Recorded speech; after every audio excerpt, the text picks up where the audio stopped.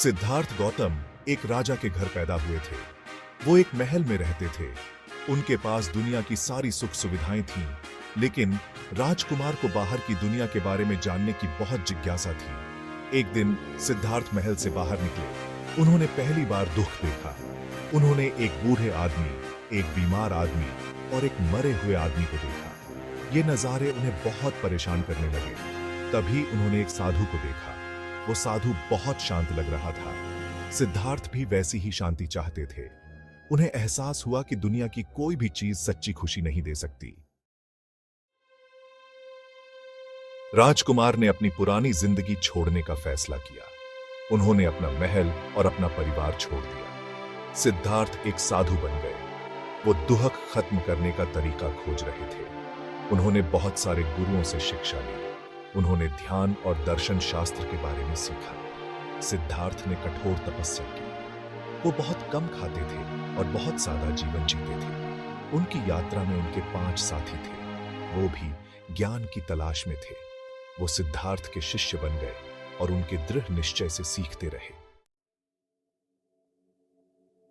सिद्धार्थ का मानना था कि दुख इच्छाओं से आता है। उन्होंने सोचा कि अगर वो अपने शरीर को कष्ट देंगे तो उनका मन आजाद हो जाएगा। उन्होंने खुद को बहुत ज्यादा कष्ट दिया। वो तो लगभग भूखे ही मरने लगे थे। एक दिन उन्हें एहसास हुआ कि ये रास्ता सही नहीं है। वो मौत के करीब थे, लेकिन ज्ञान के करीब नहीं। उन्हें अपनी जवानी का एक दिन याद आया जब उनका मन शांत था। वो एक जामुन के पेड़ के नीचे ध्यान कर रहे थे। क्या यही सही रास्ता हो सकता है? उन्होंने अपना तरीका बदलने का फैसला किया। वो फिर से खाना खाने लगे। उन्होंने अपनी ताकत वापस पा ली। उनके साथियों को लगा कि उन्होंने हार मान ली है। उन्होंने उनका साथ छोड़ दिया। बोधि वृक्ष के नीचे ज्ञान की प्राप्ति।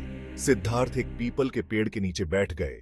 इस पेड़ को आगे चलकर बोधि वृक्ष के नाम से जाना गया। उन्होंने प्रण लिया कि जब तक उन्हें ज्ञान नहीं मिल जाता वो यहीं बैठे रहेंगे। वो घंटों ध्यान करते रहे।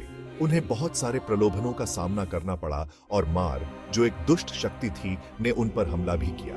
मार शंका और इच्छाओं का प्रतीक था। सिद्धार्थ दृढ़ रहे।